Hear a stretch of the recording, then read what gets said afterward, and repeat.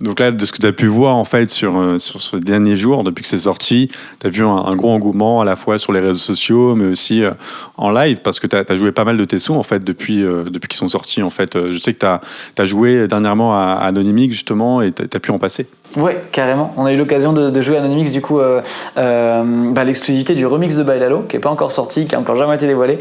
Et c'était la première fois que je voulais le tenter, donc ça a trop bien pris et je pense qu'il sortira très prochainement avec Paul Estea, du coup. Ok, trop bien. Et avant d'en arriver à là, pour revenir sur les origines en fait, du projet, toi de base, est-ce que tu avais l'idée de faire un EP, c'était déjà dans ta tête de faire un EP, ou c'est en faisant ces sons-là que tu t'es dit, je vais concocter un EP de tout ce qui est ambiance groovy, latino-américaine un peu?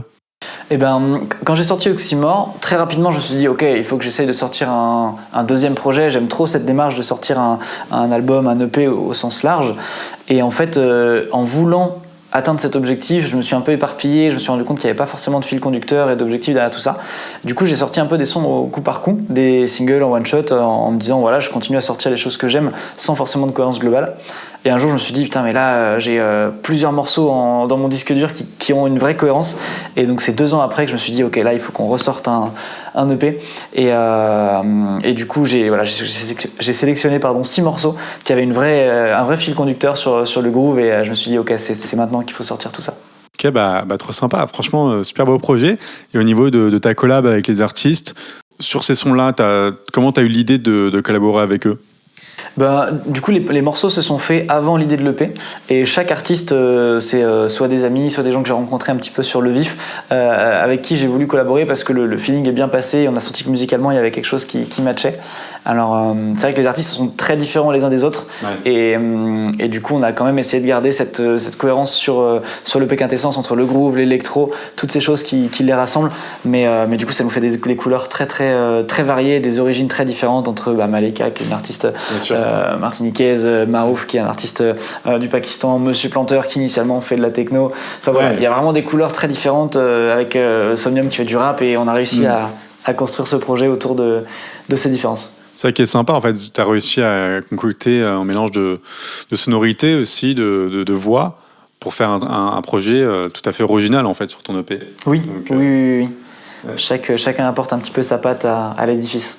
Et maintenant, en termes de travail d'organisation, est-ce que tu as eu quelques difficultés peut-être avec les artistes, ou vraiment tout s'est fait naturellement? Oui, c'était pas tout facile, surtout en termes d'organisation, de planning, de disponibilité.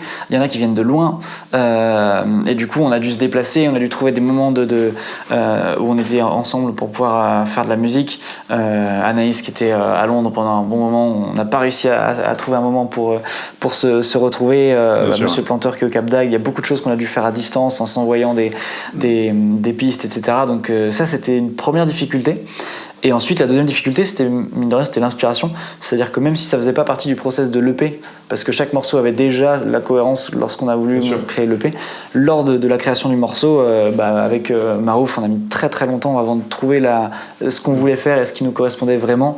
Avec Monsieur Planteur, c'est pareil, on a fait plusieurs essais avant d'arriver à Bailalo. Il y a peut-être 5 ou 6 morceaux qu'on a jetés à la poubelle tellement les idées étaient mauvaises. En recommençant en fait à chaque fois. De zéro. Ah d'accord, ouais. Oui, c'est pas venu comme ça directement pour ce son-là en tout cas avec Monsieur Planteur. C'est vrai que on pourrait croire chez les artistes que c'est vrai que certes certains sons peuvent se faire comme ça sur l'idée, mais d'autres en fait c'est à force d'essayer et de partir de différents.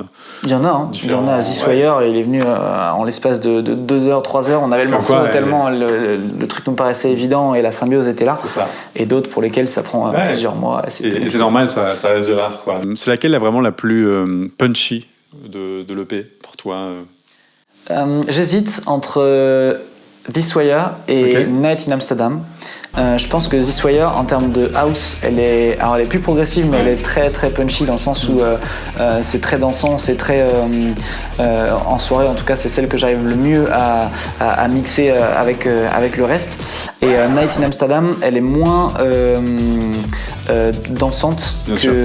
Par contre, elle est plus énergique. Le deuxième drop est très techno et plus rapide. Il y a vraiment ce truc de cette grosse dynamique qu'on peut retrouver sur 19 Alone. Du coup, l'avantage de ces morceaux, notamment, c'est de pouvoir les jouer en club, en fait. Carrément. Que les gens puissent s'amuser dessus. Donc, non, c'est très cool. Et autre question aussi, comment ça s'est fait en fait au niveau du logiciel de compo?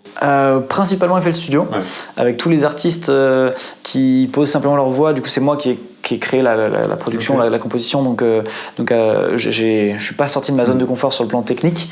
À l'inverse, il y a plein de morceaux sur lesquels j'ai collaboré avec d'autres compositeurs. En dehors de l'EP, voilà. Notamment High avec Marouf, notamment Monsieur Planteur, mais ils sont tous sur FL Studio.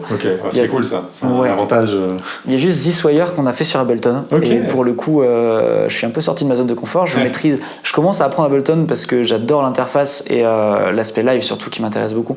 Mais je suis encore pas très bon, donc je prends mes marques et c'est très intéressant de pouvoir tester ça sur des collabs avec des gens qui ont l'habitude, qui te donnent un petit peu des petits raccourcis, des tips pour calquer ce que tu fais sur FL avec d'autres logiciels. Ok, c'est cool. Et on va parler un peu de Margot. Comment t'as vécu ça avec elle? Ce qui est très chouette, c'est que Margot, elle a une vision très entreprenante et du coup, quand elle écoute un projet, elle peut tout de suite te dire déjà ce qu'elle en pense de manière objective et puis où est-ce qu'elle le voit. C'est-à-dire qu'au-delà de c'est bien, c'est pas bien, j'aime ou j'aime pas, elle peut te dire ok, ce morceau, je le vois bien dans un contexte club. On a écouté d'autres morceaux, d'autres artistes, je pense à Igma, etc. Elle a écouté certains morceaux, elle a dit ok, ça je le vois carrément sur une musique de film ou des choses comme ça. Et du coup, directement, on a eu une vision au sens large et en plus, elle a une expérience formidable en termes de stratégie de sortie, etc. Bien sûr. Là où moi, c'était jusqu'à présent plus approximatif, où moi, je faisais juste de la musique et je sortais un petit peu au bon vouloir. Et voilà, du coup, elle m'a vraiment épaulé là-dessus. Elle a pu me donner beaucoup de conseils et c'était un vrai travail d'équipe avec Margot par rapport à la sortie de ce projet.